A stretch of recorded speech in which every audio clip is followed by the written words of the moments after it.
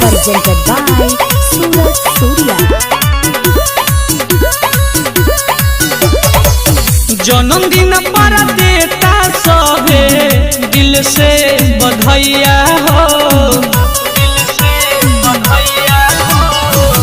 जन्मदिन पर देता सबे दिल से बधाइया हो।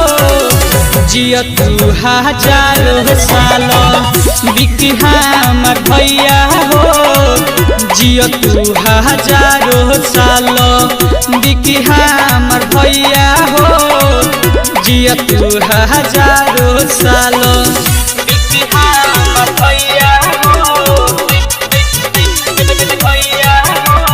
Presented by Suraj Surya।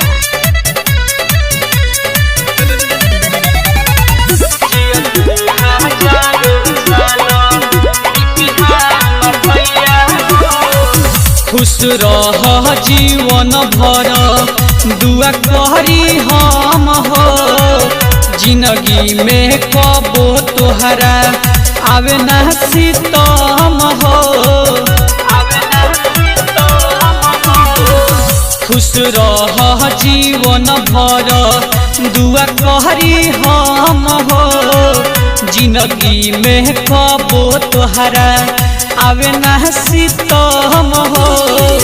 असही साथ देत रही हरदम समैया हो, जिया तू हजारों साल बिकी हमर भैया हो, जिया तू हजारों साल बिकी हमर भैया हो, जिया तू हजारों साल।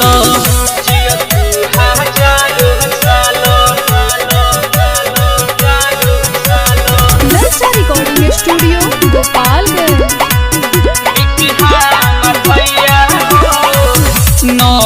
नवंबर आज हवे दिन मंडे, सभे मनावतावे बिकी भैया के बर्थडे।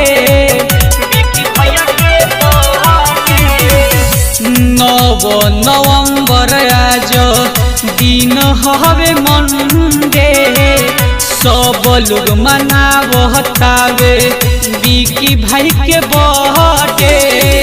कमल से सुशील के कबहू छोड़ी न बहिया हो, जिया तू हजारों साल बिकी हमर भैया हो, जिया तू हजारों साल बिकी हमर भैया हो, जिया तू हजारों साल।